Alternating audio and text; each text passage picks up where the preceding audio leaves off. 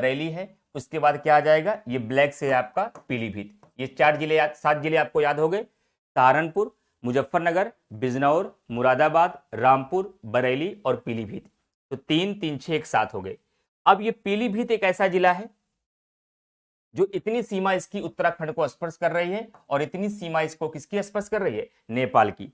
अब इसके आगे बढ़ेंगे फ्रेंड्स तो ध्यान रखिएगा, पीलीभीत के आगे चलेंगे तो एक जिला तो यही हो गया पीलीभीत, दूसरा बहराइच, 2 3 4 5 6, और उसके बाद जो आपका आएगा वही आपका 7वां जिला होगा। वही क्या होगा, आपका 7वां जिला होगा।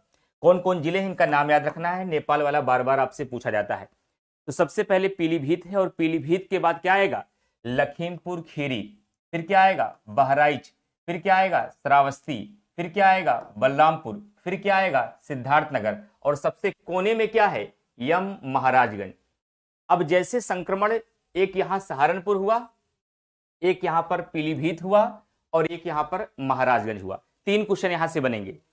सहारनपुर जो है आपका, ये 3 जिलों राज्यों को स्पर्श कर रहा है, एक तरफ हरियाणा को, एक तरफ हिमाचल प्रदेश को, और एक तरफ यूके यानी उत्तराखंड को।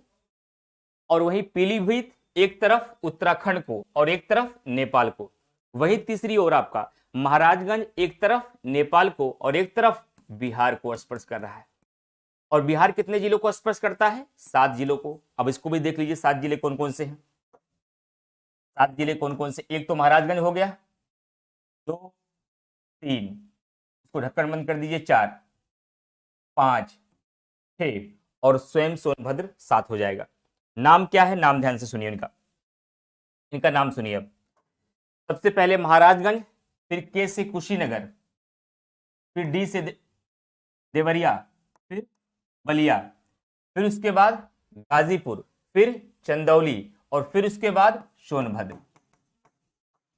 7 याद हो गए, महाराजगंज, कुशीनगर, देवरिया, बलिया, गाजीपुर, चंदौली, और उसके बाद सोनभद्र।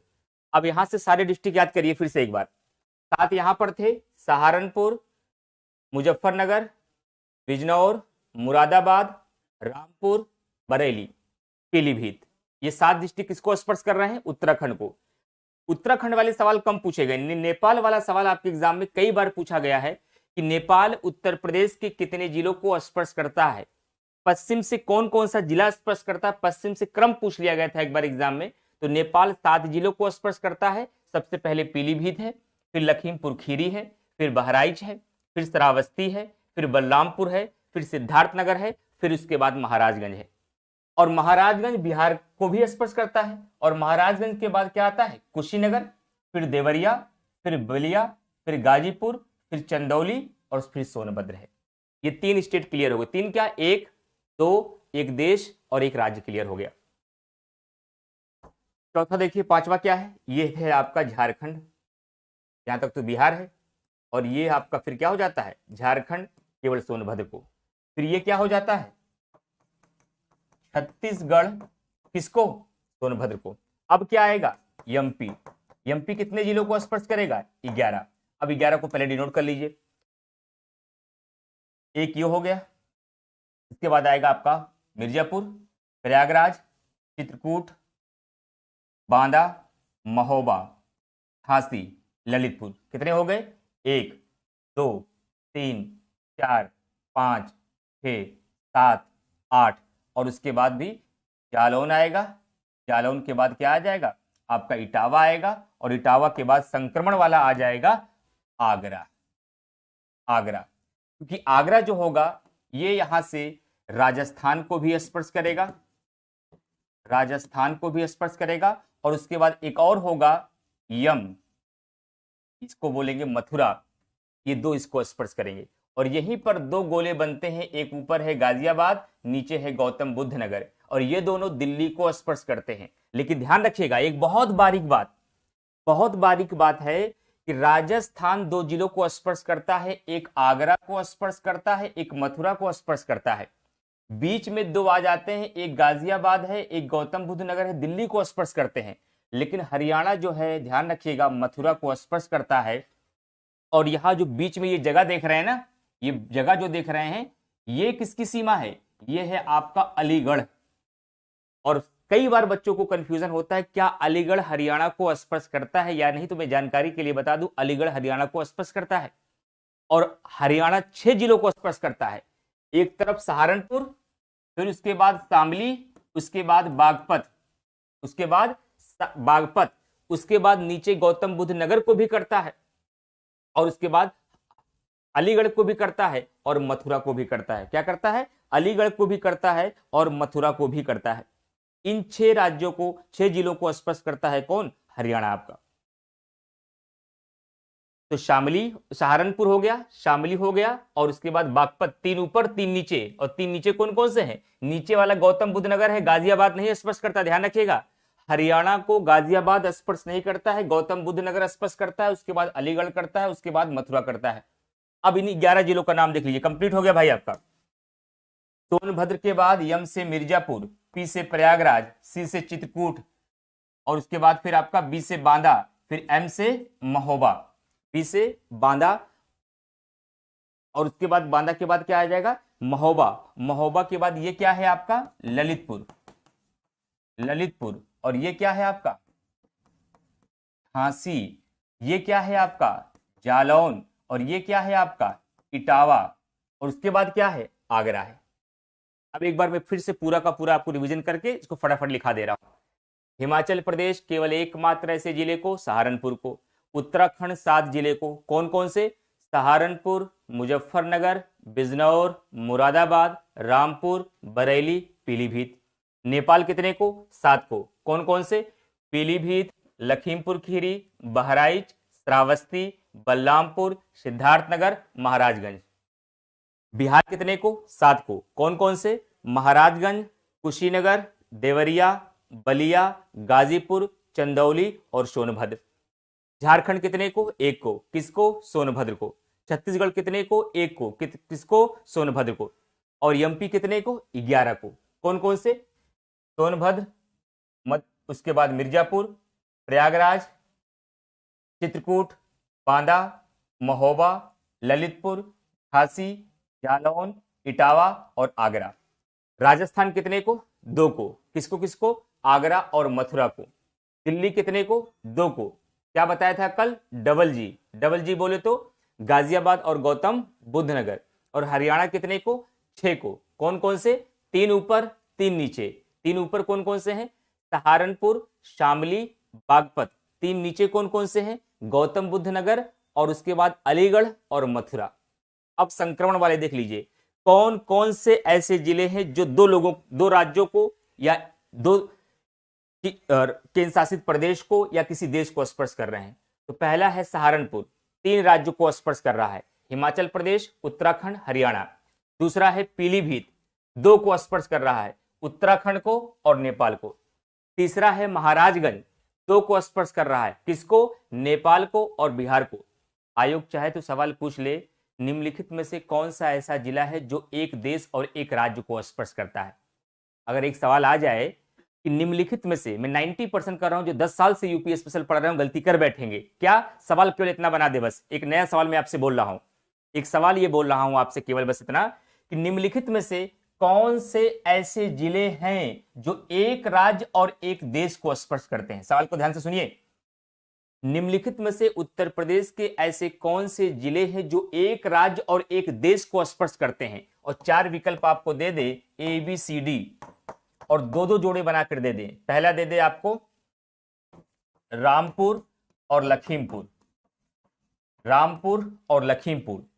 दूसरा आपको दे दे श्रावस्ती, श्रावस्ती और आपका बरेली। और तीसरा आपका दे दे पीलीभीत, पीलीभीत और महाराजगंज, महाराजगंज।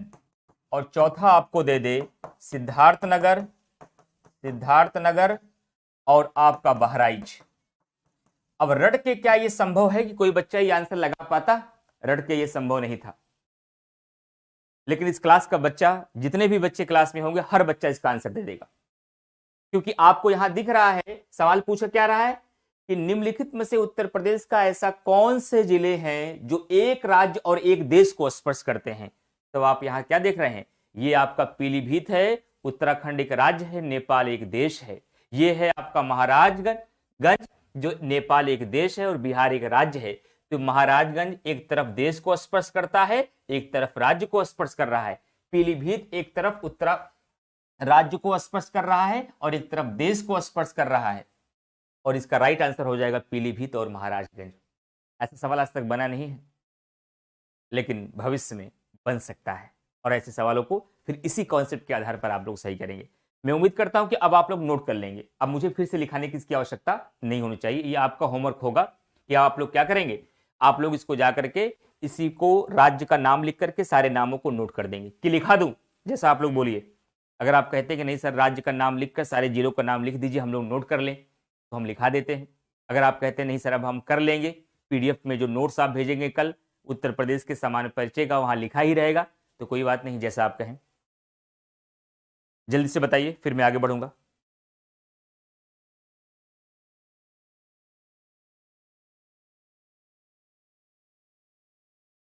जल्दी बताइए भाई, लिखाना पड़ेगा हमें कि हो जाएगा अब? ये चाहते थे तथ्यात्मक रूप से हम 5 मिनट में लिखा के खत्म कर देते, लेकिन हम थोड़ा आपके दिमाग में जिलों को दिखाना चाह रहे हैं ताकि सभी जिले आपको दिखने लगे। नेक्स्ट चलिए, अगली हेडिंग बनाइए उत्तर प्रदेश के महत्वपूर्ण मुख्यालय।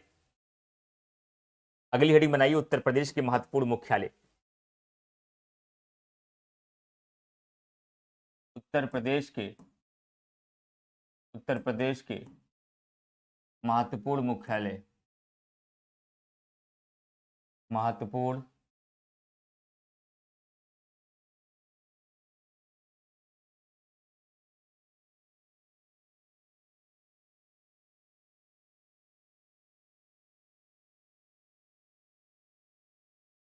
उत्तर प्रदेश के महत्वपूर्ण मुख्यालय। अब कोई कहे कि 75 जिलों के हम मुख्यालय याद करें, ये संभव नहीं है, और न ही आयोग आपसे 75 जिले का पूछेगा। सवाल उठता है, अच्छा कुछ बच्चे कह रहे हैं भाई लिखा दीजिए, कभी कभी मैप नहीं समझ आता। चलिए भाई, कुछ बच्चों की फीस रह जाएगी, जल्दी से लिखिए फिर, जल्दी से लिखिए फिर।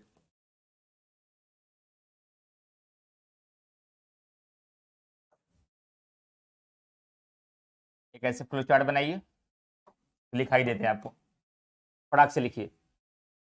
आप लोग लिखना चाहते नहीं, कुछ बच्चों की शिकायतें रह जाएंगी, सर लिखाए नहीं मैप पे, हमें समझ में नहीं आ पाया, हमारा छूट गया, ऐसा ना होने पाए। लिखिए जल्दी से। हिमाचल प्रदेश,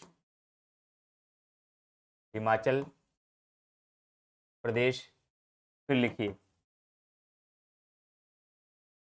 उत्तराखंड, फिर लिखिए नेपाल, फिर लिखिए बिहार, फिर लिखिए झारखंड, फिर लिखिए छत्तीसगढ़, फिर लिखिए मध्य प्रदेश, मध्य प्रदेश, और यहाँ जगह है बीच में, तो यहाँ दिल्ली, यहाँ पर भी बीच में जगह है राजस्थान, और सबसे लास्ट में हरियाणा। फटाफट नोट करिए भाई, जल्दी नोट करिएगा। हिमाचल प्रदेश कितने को? एक को। नाम क्या है? सहारनपुर। राजस्थान कितने को? दो को। कौन कौन से? आगरा और मथुरा को। आगरा और मथुरा को। दिल्ली कितने को? दो को। कौन कौन से? गाजियाबाद और गौतम बुद्ध नगर। और उत्तराखंड 7 को। कितने को? 7 को। नाम क्या है? पहला आपका सहारनपुर, सहारनपुर। दूसरा मुजफ्फरनगर। तीसरा बिजनौर। चौथा मुरादाबाद। और 5वां रामपुर,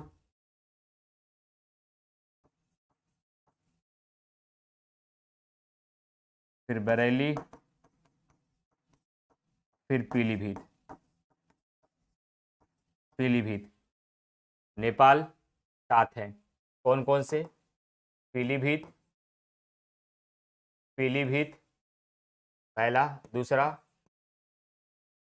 लखीमपुर खीरी, लखीमपुर खीरी, तीसरा, तीसरा अगर बात की जाए तो बहराइच, बहराइच हमारे साथ साथ लिखते रहिए। श्रावस्ती, बलरामपुर, बलरामपुर, और उसके बाद सिद्धार्थनगर। कितने हो गए? 1 2 3 4 5 6। उसके बाद महाराजगंज, महाराजगंज,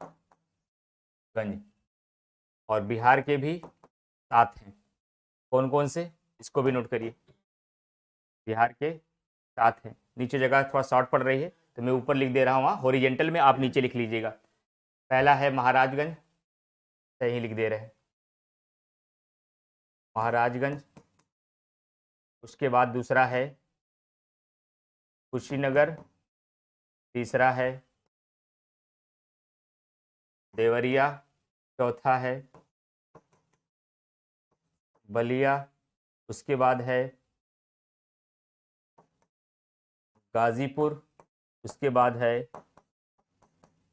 चंदौली, और उसके बाद है सोनभद्र। झारखंड की अगर बात किया जाए तो केवल सोनभद्र,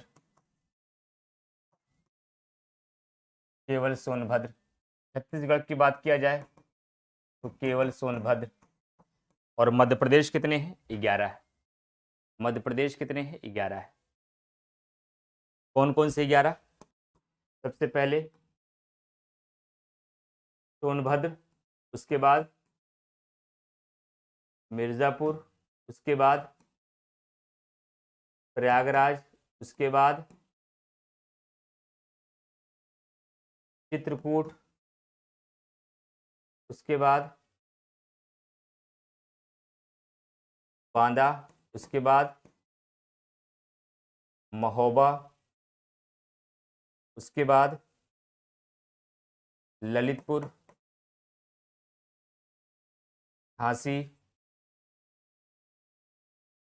जालौन, इटावा, आगरा, आगरा।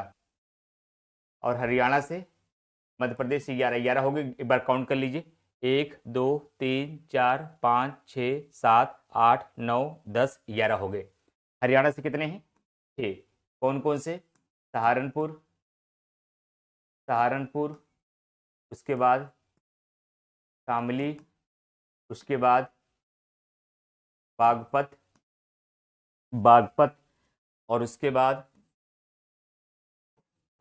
गौतम बुद्ध नगर, उसके बाद अलीगढ़, उसके बाद मथुरा।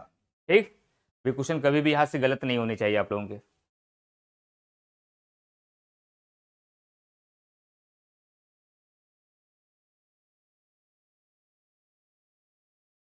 चलिए, हो गया भाई? नोट कर लिए सब लोगों ने? यूट्यूब पर स्क्रीनशॉट ले लीजिए आप लोग, कोई दिक्कत होगा, ताकि हम मुख्यालय में चले। आज हम प्लान बना के आए थे, उत्तर प्रदेश की आपकी बहुउद्देशीय नदी घाटी परियोजना भी आज ही हो जाएगा।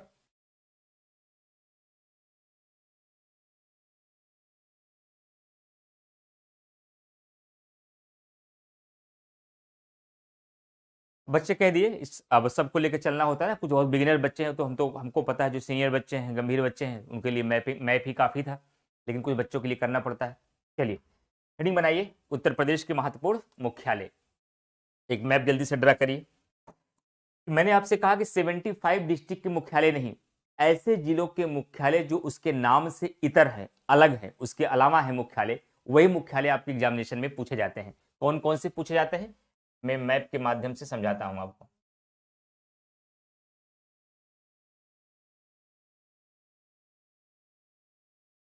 यहाँ पर जानबूझ कर थोड़ा मैंने इस हिस्से को चौड़ा किया है क्योंकि यहाँ बहुत सारे जिले हमें रखने होंगे। देखिए, सबसे पहले सोनभद्र के बारे में, उसके बाद जालौन के बारे में, उसके बाद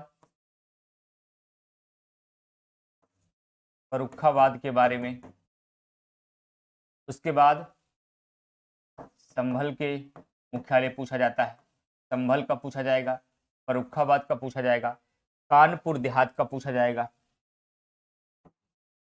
कानपुर देहात का पूछा जाएगा। उसके बाद आपका पूछा जाता है अमेठी, अमेठी पूछा जाएगा। अमेठी के साथ साथ पूछा जाता है कौशाम्बी, और इधर है प्रयागराज से सटा हुआ कौशाम्बी है, जगह नहीं थी इसलिए इधर लिख दिए हैं। उसके बाद यहाँ पर एक डिस्ट्रिक्ट हम बाहर निकाल देते हैं, कुशीनगर, ये भी पूछा जाएगा। यहाँ पर एक डिस्ट्रिक्ट है, इसको भी बाहर निकाल देते हैं, सिद्धार्थनगर, ये भी पूछा जाएगा, सिद्धार्थनगर। यहाँ पर एक डिस्ट्रिक्ट है अंबेडकर नगर, ये भी पूछा जाता है, अंबेडकर नगर। और उसके बाद एक डिस्ट्रिक्ट यहाँ पर है, अभी आप कुछ देर पहले देखे थे, सिद्धार्थ नगर, तो ये हो गया आपका, ये सॉरी माफी चाहेंगे, ये है संत कबीर नगर, जो बीच में है नीचे है, ये है संत कबीर नगर। क्या है ये? संत कबीर नगर है। और यहाँ जो है ये है आपका सिद्धार्थ नगर, जो नेपाल को स्पर्श करता है। सर इसके नाम आपने क्यों लिखे हैं? यही मुख्यालय ही पूछे जाएंगे आपके, इतने मुख्यालय आपको याद रखने चाहिए। इसमें से सबसे फेमस कौन है ये भी जान लीजिए। सबसे ज्यादा पूछा जाता है कुशीनगर का मुख्यालय, और कुशीनगर का मुख्यालय क्या है? पडरौना, नोट करिए, कुशीनगर का मुख्यालय है पडरौना। अंबेडकर नगर का मुख्यालय है अकबरपुर, अकबरपुर। और संत कबीर नगर का मुख्यालय है खलीलाबाद, खलीलाबाद। और सोनभद्र बहुत फेमस है, सबसे इंपॉर्टेंट है सोनभद्र, समझ सकते हैं आप लोग। सोनभद्र से हमेशा क्वेश्चन पूछा जाता है, और सोनभद्र का मुख्यालय है रॉबर्ट्सगंज, रॉबर्ट्सगंज इसका मुख्यालय है। अमेठी का मुख्यालय है गौरीगंज,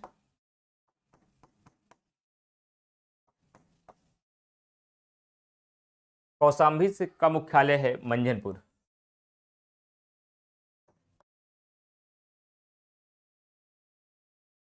मंझनपुर। जालौन का मुख्यालय है उरई, कानपुर देहात का मुख्यालय है अकबरपुर माती, अकबरपुर माती। संभल का मुख्यालय है पवासा, फर्रुखाबाद का मुख्यालय है फतेहगढ़। क्या है? फतेहगढ़, फतेहगढ़। और एक यहाँ पूछा जाता है, और एक डिस्ट्रिक्ट मिस हो गया हमसे, गौतम बुद्ध नगर, नोएडा, इसका भी मुख्यालय पूछा जाता है, गौतम बुद्ध नगर। और गौतम बुद्ध नगर का मुख्यालय क्या होगा? नोएडा। क्या होगा? नोएडा होगा। और सिद्धार्थ नगर का मुख्यालय क्या होगा?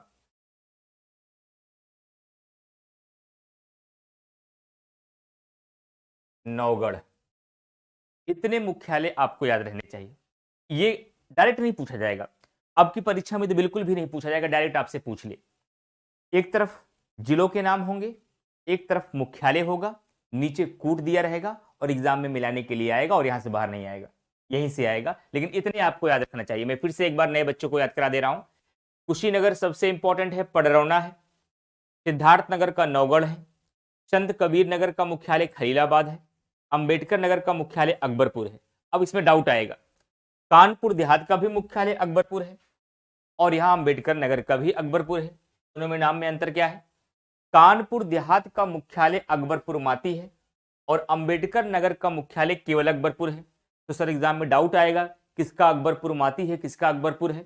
अरे भैया कानपुर देहात में दो शब्द है ना, अकबरपुर माती में भी दो शब्द हैं और अंबेडकर नगर में एक शब्द है, कह सकते हैं आप, एक साथ लिखा गया है ये, तो ये अकबरपुर भी एक शब्द में आप कह सकते हैं।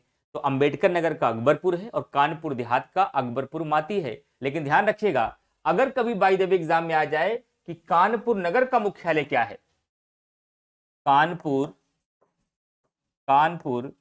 नगर का मुख्यालय क्या है, तो कानपुर नगर का मुख्यालय कानपुर नगर ही है। ध्यान रखिएगा, कानपुर देहात का मुख्यालय है ये, कानपुर देहात का मुख्यालय अकबरपुर माती है, कानपुर नगर का मुख्यालय कानपुर नगर ही है।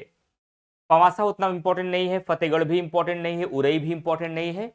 इंपॉर्टेंट कौन कौन सा है, स्टार लगा दे रहा हूं मैं। नोएडा इंपॉर्टेंट है, गौतम बुद्ध नगर का, रॉबर्ट्सगंज इंपॉर्टेंट है, ये भी पूछा जाता है, और उसके बाद पडरौना पूछा जाता है, नौगढ़ पूछा जाता है, और आपका अगर बात किया जाए तो ये कानपुर देहात वाला जो मुख्यालय है अकबरपुर माती, ये पूछा जाता है।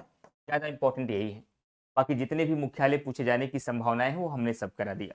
ठीक है, अब अगला टॉपिक हमारा होगा, हमारे पास अभी 10 से 12 मिनट टाइम है, 15 मिनट।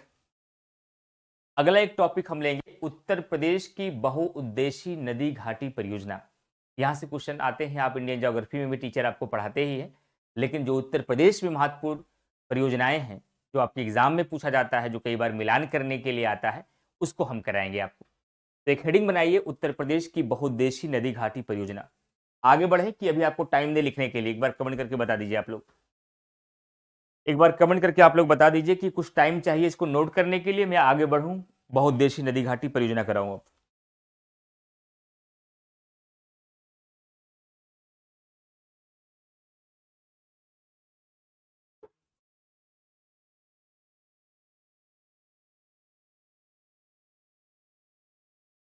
अंकुश यादव, आगे चले ना, आराम से नोट कर लेंगे, वीडियो बाद में पॉज करके नोट कर लेंगे, कोई दिक्कत की बात नहीं। आज की सबसे लास्ट हेडिंग यूट्यूब की सबसे लास्ट हेडिंग होगी, कल से क्लास ऐप पर है आपकी ये, और है आपका उत्तर प्रदेश में बहुउद्देशीय नदी घाटी परियोजना। उत्तर प्रदेश में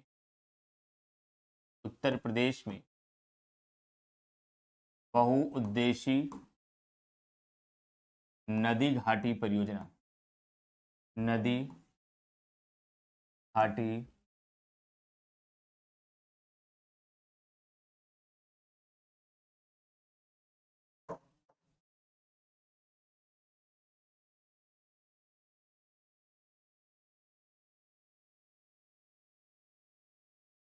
परियोजना। एक मैप ड्रा करिए सबसे पहले कि ये सर नदी घाटी परियोजनाओं के क्या उद्देश्य है, क्या लाभ है। जो राज्यों में नदी घाटी परियोजनाएं बनाई जाती हैं, इन परियोजनाओं का पहला उद्देश्य बिजली उत्पादन होता है, लेकिन बिजली उत्पादन के साथ साथ सिंचाई के लिए भी और पेयजल के लिए भी इन नदी घाटी परियोजनाओं का प्रयोग किया जाता है। उत्तर प्रदेश में कौन कौन सी महत्वपूर्ण नदी घाटी परियोजनाएं हैं, वह किस जिले में बनाई गई हैं, वह किस नदी में बनाई गई हैं, ये इस एग्जामिनेशन में कई बार आपसे पूछा जाता है। तो उन्हीं की चर्चा हम लोग इस टॉपिक में करेंगे कि उत्तर प्रदेश में कौन कौन सी नदी घाटी परियोजनाएं महत्वपूर्ण है। एक छोटा मैप बनाएगा क्योंकि मैटर ज्यादा होंगे, इसलिए मैप हम लोग छोटा बनाएंगे ताकि मैटर बाहर आ जाए। मैप बहुत बड़ा नहीं बनाएंगे, मैप हम छोटा रखेंगे जानबूझकर, ताकि कंटेंट हमारे थोड़ा ज़्यादा होंगे इसमें, इस टॉपिक में वो कंटेंट सारे आसानी से आ जाएं।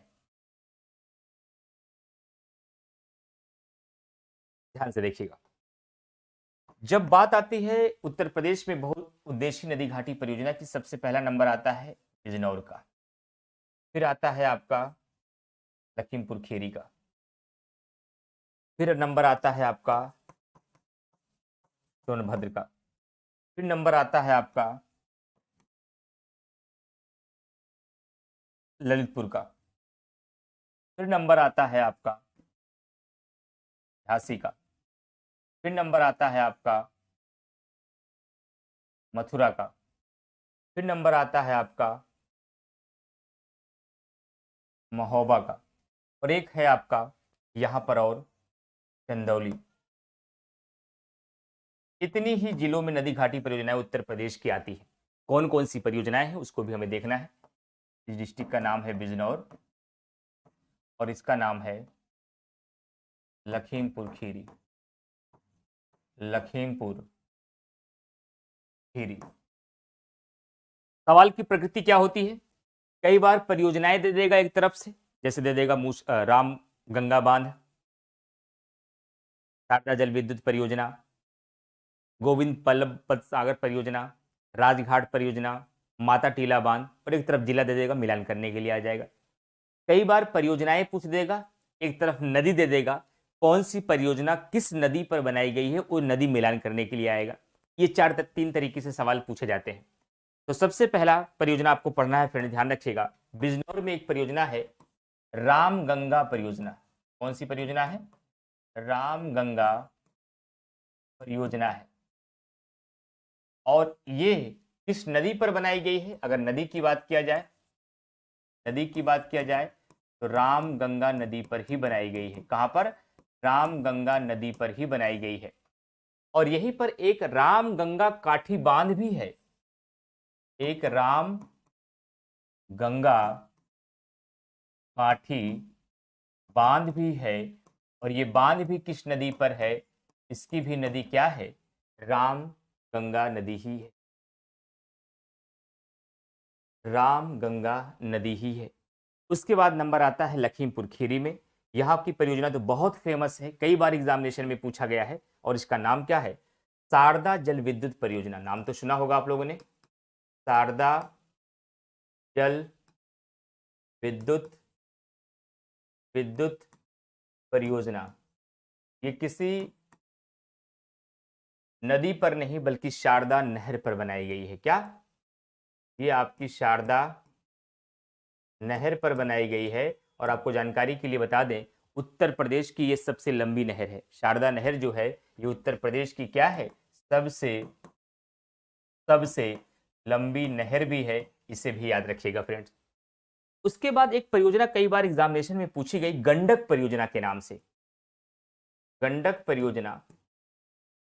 गंडक परियोजना जो है, इसका सबसे पहला सवाल, ये नेपाल बॉर्डर पर स्थित है। ये गंडक परियोजना जो है आपकी, यह उत्तर प्रदेश और बिहार की संयुक्त परियोजना है। सबसे पहली बात ध्यान रखिएगा, यह उत्तर प्रदेश और बिहार की संयुक्त परियोजना है।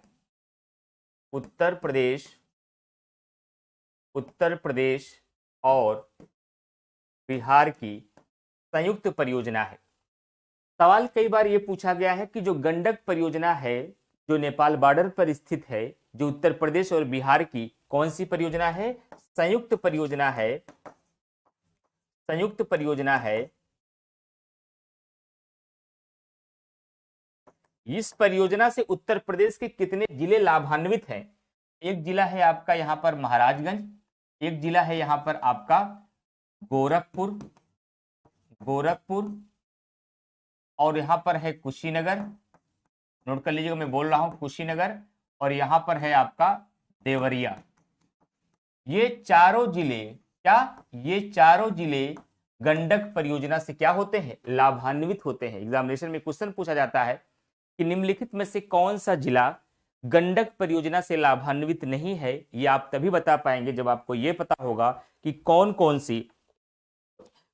सी जिले ऐसे हैं जो गंडक परियोजना से लाभान्वित होते हैं। तो गोरखपुर होता है, कुशीनगर होता है, देवरिया होता है, कोने वाला वही महाराजगंज जो नेपाल और बिहार को स्पर्श करता है। ये चार जिले जो हैं गंडक परियोजना से लाभान्वित होते हैं।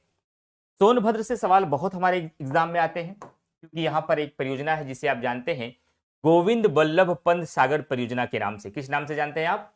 गोविंद बल्लभ पंत सागर परियोजना। ध्यान से सुनिएगा, गोविंद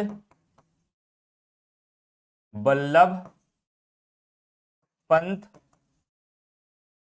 गोविंद बल्लभ पंत सागर परियोजना।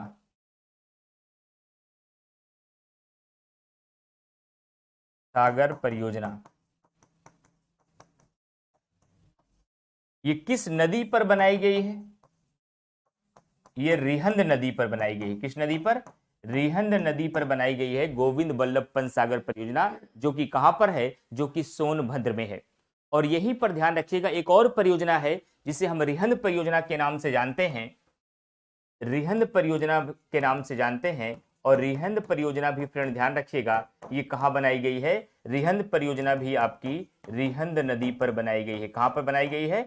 रिहंद नदी पर ही रिहंद परियोजना बनाई गई है। यहीं पर एक बांध बनाया गया है जिसे हम कन्हार बांध के नाम से जानते हैं, और ये कन्हर नदी पे बनाया गया। हम कन्हार बोलते हैं, वैसे सही उच्चारण इसका होना चाहिए कन्हर बांध, कन्हर बांध। और ये कन्हर बांध जो है ये किस नदी पर है? ये कन्हर नदी पर ही है। कहीं कहीं किताबों में कन्हार लिखा रहता है, आधा ना रहता है। तो सोनभद्र में एक कन्हर बांध भी है जो कि कन्हर नदी पर है। लेकिन सबसे ज्यादा फेमस क्या है, सबसे ज्यादा इंपॉर्टेंट क्या है? ये गोविंद वल्लभ पंत सागर परियोजना। ये कहां पर है? सोनभद्र में है। किस नदी पर बनाई गई है? रिहंद नदी पर बनाई गई है। उसके बाद ललितपुर का एक बहुत ही फेमस पूछा जाता है आपका, ललितपुर में एक पूछा जाता है आपका जिसका नाम है राजघाट परियोजना। राजघाट परियोजना। यहां पर भी ध्यान देने वाली बात है कि ये राजघाट परियोजना उत्तर प्रदेश और मध्य प्रदेश की संयुक्त परियोजना है। उत्तर प्रदेश और मध्य प्रदेश की, उत्तर प्रदेश और मध्य प्रदेश की क्या है? ये संयुक्त परियोजना है। उत्तर प्रदेश और मध्य प्रदेश की संयुक्त परियोजना है। और झांसी में एक क्या है? माता टीला बांध, माता टीला बांध, जिसे हम रानी लक्ष्मीबाई बांध भी कहते हैं। रानी लक्ष्मीबाई बांध कहते हैं। और ये ध्यान रखिएगा, ये किस नदी पर है? ये है बेतवा नदी पर। ये किस नदी पर है? ये है बेतवा नदी पर।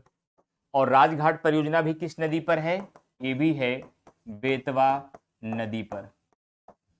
और महोबा में एक बांध है जिसे कहते हैं हम अर्जुन बांध। किस बांध के नाम से जानते हैं इसे हम? एक बांध महोबा में बनाया गया है जिसका नाम है अर्जुन बांध। और अर्जुन बांध कहाँ बनाया गया है? किस नदी पर? अर्जुन नदी पर ही बनाया गया है। अर्जुन नदी पर ही बनाया गया है। बस एक और हम डिस्कस करना चाहेंगे। महोबा एक डिस्ट्रिक्ट है, यहां पर हमीरपुर है। महोबा के ऊपर एक डिस्ट्रिक्ट है हमीरपुर, नाम तो सुना होगा आप लोगों ने। और हमीरपुर में एक बांध बनाया गया है जिसे मौदहा बांध कहा जाता है। क्या कहा जाता है? मौदहा बांध कहा जाता है। और ये किस नदी पर बनाया गया है? ये बिरमा नदी पर बनाया गया है। ये जो मौदहा बांध है फ्रेंड्स, ये ध्यान रखिएगा, ये किस नदी पर बनाया गया है? अभी मैं रिवीजन कराऊंगा, परेशान मत होइएगा। बिरमा नदी पर बनाया गया है। और मथुरा भी तो लिखा है सर, मथुरा में भी कुछ खास है? बिल्कुल खास है। मथुरा वाला तो एग्जाम में सवाल आ चुका है।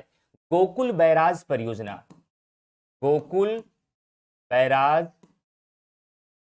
बैराज परियोजना, ये कहां पर है? ये है आपका मथुरा में है। और ये किस नदी पर बनाई गई है? तो फ्रेंड ध्यान रखिएगा, यह यमुना नदी पर बनाई गई है। किस नदी पर? यमुना नदी पर बनाई गई है। और इसका मुख्य उद्देश्य क्या था? पेयजल के संबंध में पहली परियोजना थी। पेयजल के लिए बनाई गई। किसके लिए बनाई गई है? पेयजल के लिए ये गोकुल बैराज परियोजना बनाई गई, जो कि मथुरा में है और यमुना नदी पर है। एक पॉइंट छूटा है यहाँ पर, चंदौली। चंदौली में एक बांध बनाया गया है फ्रेंड जिसका नाम है मूसा खाद, जिसे मूसा खंड भी कहते हैं। मूसा खंड बांध, मूसा खंड, कहीं कहीं इसको मूसा खाद भी लिखा रहता है। मूसा खंड बांध जो है ये किस नदी पर है जानते हैं फ्रेंड्स? ये है आपका कर्मनाशा नदी पर। एक नई नदी का नाम सुन रहे हैं आप, कौन सी नदी है? कर्मनाशा नदी, नोट कर लीजिए, कर्मनाशा नदी पर बनाया गया है। और झांसी में कभी कभी एक बांध पूछा जाता है, पथरई बांध। क्या पूछा जाता है? झांसी में एक बांध है फ्रेंड, ध्यान रखिएगा, पथरई बांध, जो कि पथरई नदी पर है। ये नीचे लिख दे रहे हैं हम, यहाँ पर जगह है, पथरई बांध, पथरई बांध। और ये किस नदी पर बनाया गया है? ये पथरई नदी पर बनाया गया। किस नदी पर? पथरई नदी पर ही बनाया गया है। पथरई बांध आपका झांसी में है। इतने सारे आपके बहुउद्देशीय नदी घाटी परियोजना के सवाल पूछे जाते हैं। मैं एक बार आपको रिवीजन करके फिर से सुनाता हूं, जहां आपको छूट गया हो या कहीं ब्लर दिख रहा हो, न समझ में आ रहा हो, नोट कर लीजिएगा आप लोग। और मैं बता भी दूंगा कौन ज्यादा महत्वपूर्ण है, कहां कहां से क्वेश्चन उठेंगे। सबसे पहले मैंने बताया बिजनौर में कौन सी परियोजना है भैया, बिजनौर में परियोजना है राम गंगा परियोजना। किस नदी पर बनाई गई है, ये राम गंगा नदी पर ही बनाई गई है। और इसी बिजनौर में एक बांध बनाया गया है जिसे राम गंगा काठी बांध कहा जाता है, और ये भी किस नदी पर है, इसी राम गंगा नदी पर है। लखीमपुर खीरी में सबसे ज्यादा फेमस तो यही है, सबसे ज्यादा फेमस तो यही है, एग्जामिनेशन में सबसे ज्यादा क्वेश्चन तो यहीं से पूछा जाता है। तो ध्यान रखिएगा, ये शारदा जल विद्युत परियोजना लखीमपुर खीरी में है, जो शारदा नहर पर है, नेपाल के बॉर्डर पर ये स्थित है। और शारदा नहर उत्तर प्रदेश की सबसे लंबी नहर है, ये भी याद रखिएगा। गंडक परियोजना नेपाल बॉर्डर पर यह भी स्थित है। गंडक परियोजना उत्तर प्रदेश और बिहार की संयुक्त परियोजना है, और गंडक परियोजना से उत्तर प्रदेश के 4 जिले लाभान्वित होते हैं। एक है महाराजगंज, एक है कुशीनगर, एक है देवरिया और एक है गोरखपुर। चंदौली में एक बांध बनाया गया है जिसे मैंने बताया कि उसको क्या कहा जाता है, मूसा खंड बांध। नोट कर लीजिए, मूसा खंड, जहां कहीं कहीं भी मूसा खाद भी लिखा रहता है। और ये मूसा खंड बांध जो है वो कहां पर है, ये कर्मनाशा नदी पर है। और जानकारी के लिए बता दूं कि ये मूसा खंड बांध भी उत्तर प्रदेश और बिहार की संयुक्त परियोजना है। किसकी, उत्तर प्रदेश और बिहार की संयुक्त परियोजना है। उसके बाद इंपॉर्टेंट की अगर बात करें तो शारदा जल विद्युत परियोजना के बाद ज्यादा इंपॉर्टेंट आपका गोविंद बल्लभ पंत सागर परियोजना है। क्या है, गोविंद बल्लभ पंत सागर परियोजना। और ये गोविंद बल्लभ पंत सागर परियोजना आपके सोनभद्र में है, और किस नदी पर है, रिहंद नदी पर है। सोनभद्र में एक और परियोजना है जिसे हम कहते हैं रिहंद परियोजना, ये भी रिहंद नदी पर बनाई गई है।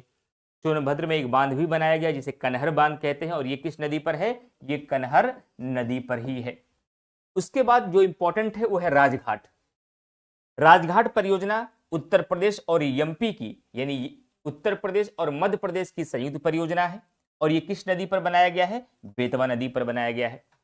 और जबकि माता टीला बांध, जिसे हम रानी लक्ष्मीबाई बांध के नाम से जानते हैं, ये बेतवा नदी पर है, और ये कहां पर है, झांसी में बनाया गया है। और गोकुल बैराज परियोजना आपका मथुरा में है, ये यमुना नदी पर बनाया गया है, ये पेयजल के संबंध में बनाया गया था।